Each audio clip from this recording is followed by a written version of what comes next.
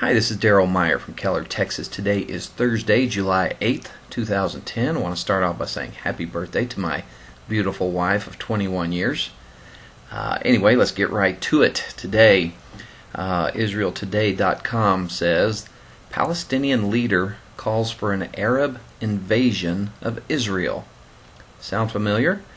Palestinian leader Mahmoud Abbas, branded a moderate by the international community, let his true colors show at a recent meeting with writers and journalists when he stated that he would favor a pan-Arab military offensive against the Jewish state.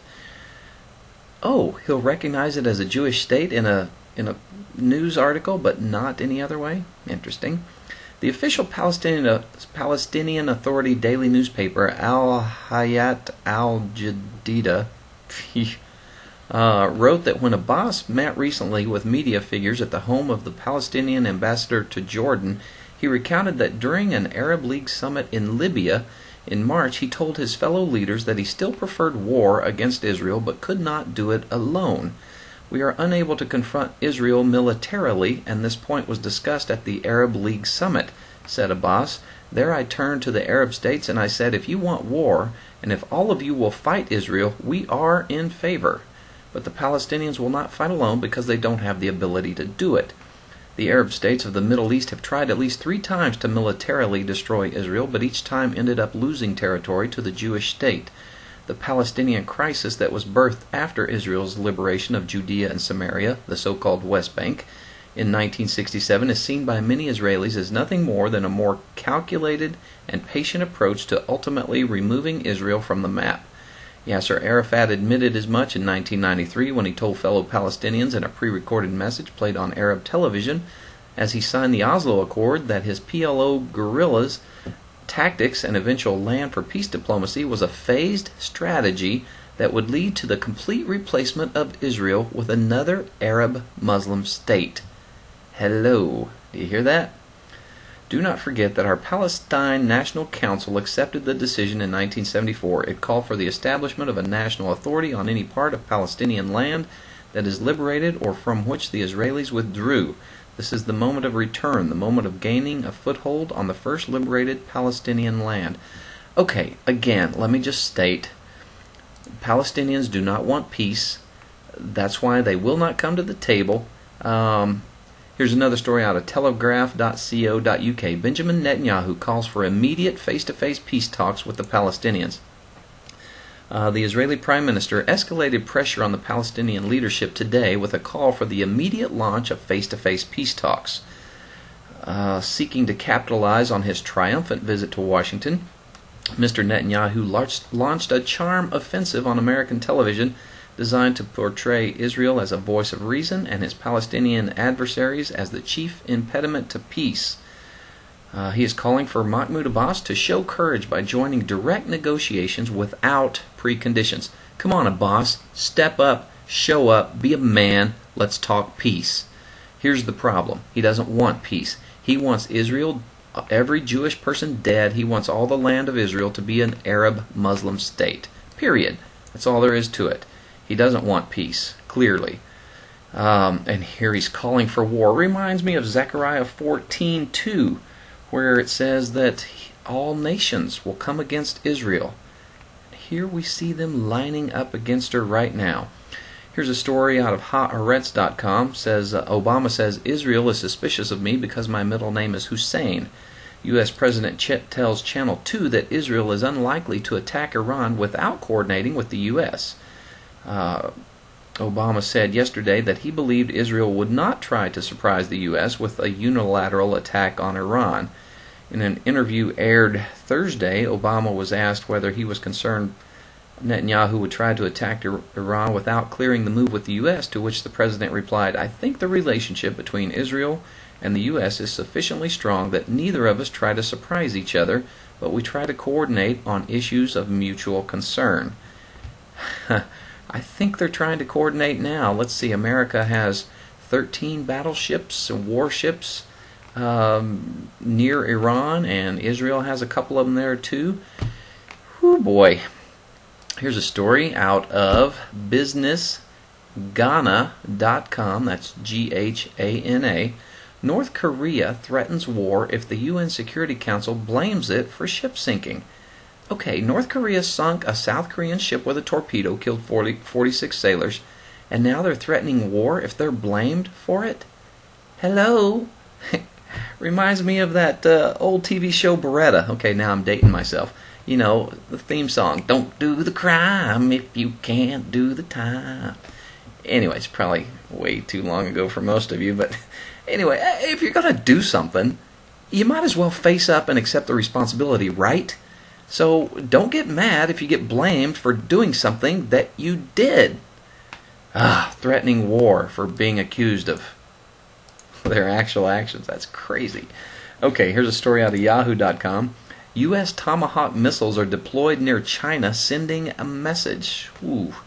If China's satellites and spies were working properly, there would have been a flood of unsettling intelligence flowing into the Beijing headquarters of the Chinese Navy this week. A new class of U.S. superweapon had suddenly surfaced nearby. It was an Ohio-class submarine which for decades carried only nuclear missiles targeted against the Soviet Union and then Russia, but this one was different. For nearly 3 years, the U.S. Navy has been dispatching modified boomers to who knows where. I mean, they do travel underwater after all. 4 of the 18 ballistic missile subs no longer carry nuclear-tipped Trident missiles. Instead, they hold up to 154 Tomahawk cruise missiles, each capable of hitting anything within 1,000 miles with non-nuclear warheads. Their capability makes watching these particular submarines especially interesting.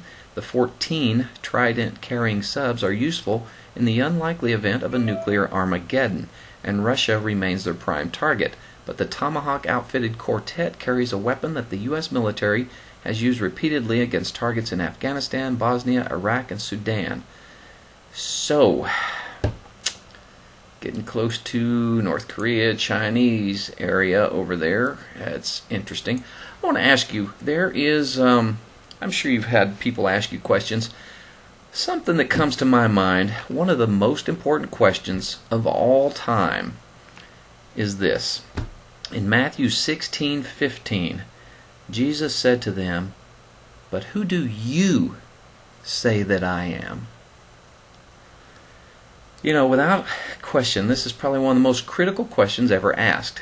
It's a question that has shaped history, divided mankind, revolutionized the world, and its answer decides eternal destinies.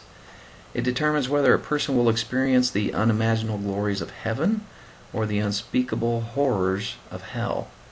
Who do you say that I am? Jesus said. Why is it so important? It's because of who's asking.